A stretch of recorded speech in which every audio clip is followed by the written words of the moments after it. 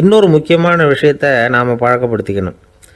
Live for the moment அப்படிங்கிறாங்க நிபுணர்கள். ரொம்ப பேர் எப்படின்னா அடுத்தபடியாக நடக்க போகிற விஷயத்திலேயே கவனமாக இருப்பாங்க. அந்த நினைப்புலேயே இந்த நிமிஷத்தை பொறுமை இல்லாமல் கழிப்பாங்க. ஒருத்தர் இருக்கார், அவர் எப்படின்னா ஆஃபீஸ் முடியறதுக்குள்ளேயே சார் 5 மணிக்கெலாம் ரெடியாக இருங்க, நாம் அந்த ஹோட்டலில் போய் டிஃபன் சாப்பிட்ணும் அப்படின்னு 4 மணிலேருந்து சொல்லிகிட்டு இருப்பார். 4:55 பரபரப்பாக ஓடி வருவார். 2 பேரும் புறப்படுவோம், ஹோட்டலுக்கு போவோம், சாப்பிட்டுக்கிட்டு இருப்போம்.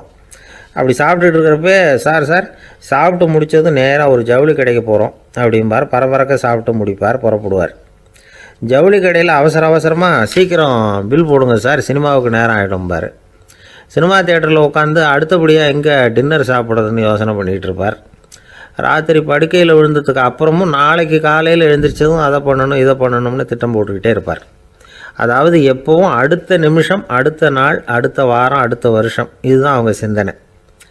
இந்த நிமிஷம் என்ஜாய்மெண்ட்டை அவங்க இழந்துடுறாங்களாம். அதனால தான் வாழ்நாள் பூரா பொறுமையின்மை, அவஸ்தை, அல்லல்.